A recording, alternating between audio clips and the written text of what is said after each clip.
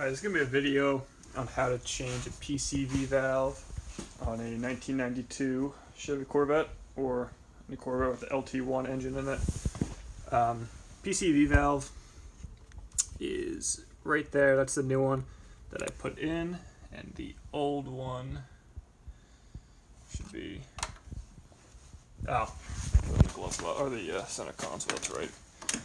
Old PCV valve, just for comparing. If you want to see what it looks like, is this right here, and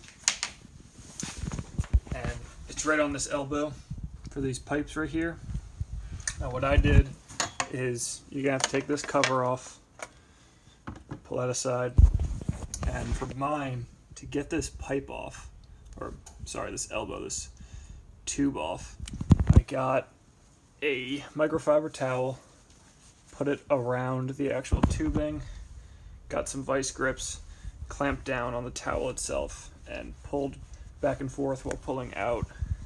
And I was able to get it off without ripping it. Before I did that though, is I removed this piece right here, and I also removed this T piece right here, put that a little bit above there. This one I just put aside, so it's easier to get that out. And once I got the tube off, to get the actual PCV valve off again, I put this on there, ripped it out. So I mean, I'm not gonna do it all again, but anyways, there's your PCV valve. It's on the driver's side of the engine, in between both the sets of fuel injectors.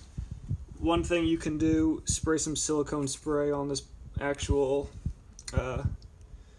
U-tube. It'll help get it off. Don't put any WD-40 on there. WD-40 will actually make it crack more because it'll draw the moisture out of it. But anyways, regardless, like I said, pull this off, pull this elbow off, put a piece of microfiber towel on there, vice grips, pull it off, and then you can just get this tilted up and yank the PCV valve off. So, hope that helps.